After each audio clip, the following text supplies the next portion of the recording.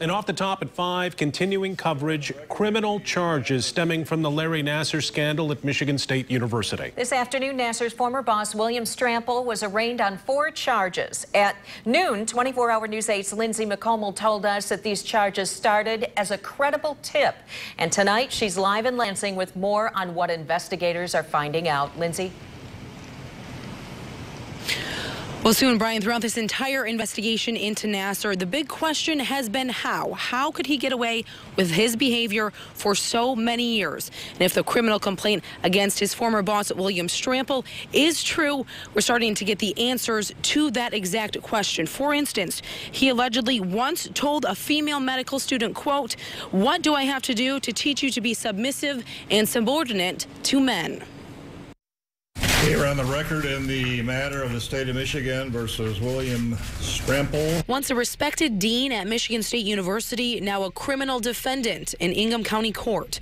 A criminal complaint lays out years of allegations of harassment and misconduct by William Strampel, Larry Nassar's former boss. And how he was allowed to prey upon and victimize so many girls and young women for so long without anybody stopping him and stopping his behavior. According to these documents, while Strampel should have been overseeing Nassar's conduct, he was busy harassing medical students. 4 women spoke to investigators about their account. One said Strampel suggested 26-year-old women, the same age the woman was at the time, put out for 20 minutes with an old man.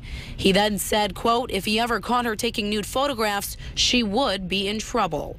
He's also accused of telling a student to turn around for him during a private meeting in 2011, then groped her in 2014 and said eye candy is eye candy when she asked him not to look her up and down during a different interaction a few months later. In February, special agents confiscated Strampel's office computer on campus. On it, they found approximately 50 explicit photos and videos ranging from nude women to sex toys. Amongst the pornographic videos was one of Nassar with a female patient. The complaint also states forensic evidence on the computer shows someone tried to delete some of the photos on the hard drive. Strampel's attorney argued he's an upstanding citizen at his arraignment. As a long-standing member of this state, he has shown that he will appear at all court appearances. He is not a threat to the community at large, and I think a personal recognizance bond is in order.